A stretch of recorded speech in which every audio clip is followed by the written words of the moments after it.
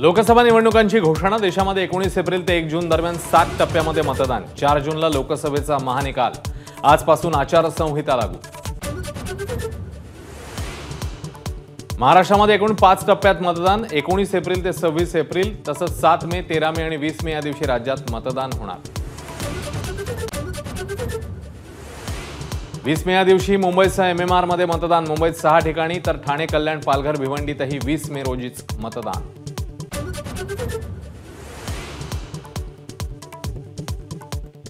मुंबईसह ठाणे, कल्याण, भिवंडी, पालघर, नाशिकमध्ये 20 मे रोजी मतदान तर पुण्यामध्ये 13 मे या दिवशी आणि नागपूरला 19 एप्रिलला मतदान।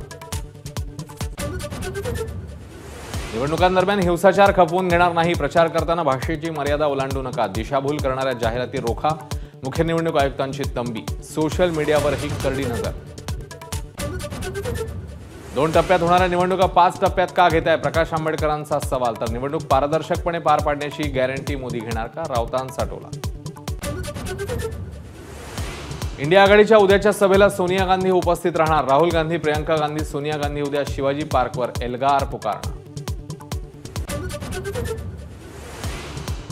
राहुल गांधींच्या भारत जोडो न्याय यात्रेत मुंबईत प्रियंका गांधी सहभागी।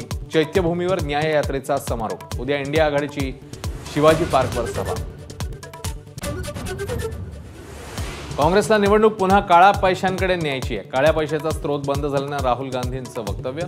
निवडणूक रोख्यांवर राहुल गांधींनी केलेल्या टीकेला फडणवीसांचं उत्तर। आचारसंहितेपूर्वी राज्य सरकारकडून 17 निर्णयांचा धडाका। राज्य पोलीस दलात आर्टिफिशियल इंटेलिजन्सचा वापर करणार तर सर्व मोठ्या गुन्ह्यात फॉरेन्सिक एव्हिडन्स अनिवार्य असणार। ठाकरे गटामध्ये अनेक नेते नाराज। येत्या सोमवारी मोठा राजकीय भूकंप। शिवसेना आमदार संजय शिरसाट यांचा दावा। शाहू महाराजांचा सन्मान ठेवून कोल्हापूर लोकसभेची जागा काँग्रेसला दिली। त्या बदल्यात सांगलीतून ठाकरे गटाचा उमेदवार असणार। संजय राऊत यांची माहिती। एबीपी माझा, उघडा डोळे बघा नीट।